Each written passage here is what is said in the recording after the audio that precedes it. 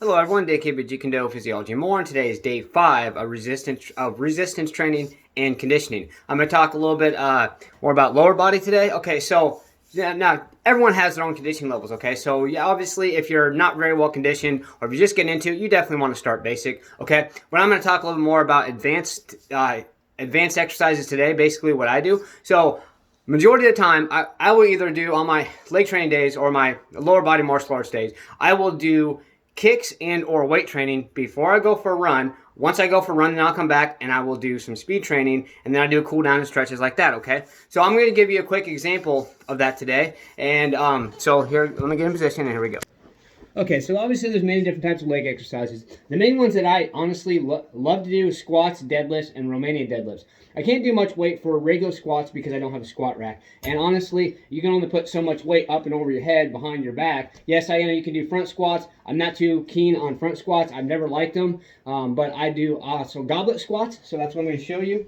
Okay, so goblet squats is literally you hold any kind of weight. This is my 20-pound kettlebell, which I'm sure I'm infamous for at this point, okay? And I'll do squats, okay? Now, you can do different squats. You can do narrow, you can do wide, or I actually go kind of midway. And this is how I regularly do squats, is kind of wide like this, okay? And I go really low. I've always gone really low because of my flexibility, and I feel it's very beneficial. Okay, so for conditioning-wise, and to maximize your antagonist muscles. Again, antagonist is muscles that basically oppose each other. So when you're right now, I have my quadriceps contracted or tightened, my hamstrings are loosened. Come up, okay? And then when you have your hamstrings contracted or tight like this, your quadriceps are actually loosened. So what I do is I'll do some type of squats or deadlifts, then immediately I'll do one set of those and then go into doing some Romanian deadlifts. Now, if you're flexible in your hamstrings like I am, and you really want to get the best bang for your buck in this, I'll show you something. Now, I made a video similar, basically about the same concept for those of you who are not watching, or did not watch, who are watching this one. Here we go. Okay, so if you're very flexible in your hamstrings, you want to get a good pull on your hamstrings to work the maximum amount of strength. So, okay. Okay, so some of you are probably wondering, okay, how does this tie into resistance training and conditioning? Well, because here's the thing. Number one, see, I'm breathing a little bit, okay? If you're doing heavier weight, you go right from squats or deadlifts right to those Romanian deadlifts, okay? You're going to feel it, all right? You're going to feel your heart rate get up. You're going to get very well conditioned and things like that, okay? And then after that, take a 1 to 2 minute rest. Get a drink, stretch out a little bit, make sure you're thoroughly warmed up.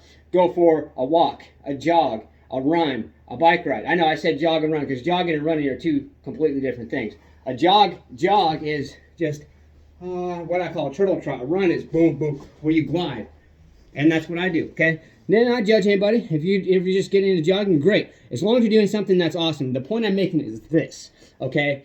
Do some type of leg training, even if it's just body weight exercises, and immediately get hydrated, and then right after that, go out and go for a walk, a jog, a run, a bicycle ride, whatever it may be. Maybe hit a heavy bag if you have a heavy bag, access to a heavy bag. Okay, there's many different things we can do. But as far as for lower body, that is the best way to maximize your resistance training and conditioning is do some cardio right after. Or you could even do, okay, so I'm going to do, say, a set of squats and Romanian deadlifts or whatever it may be, right? And then you're going to go do some sprints outside, or you're going to run for a mile or two and then come back and do that again. There's all different types of variations you can do, all different types of things. We got to keep pushing ourselves, and we got to get past this voice in our head, and we got to do what is necessary to get to the next level in our life. So let's get out there, stay motivated. Believe in yourself, believe you can do it, and believe that you deserve it. Let's get out there. Let's go.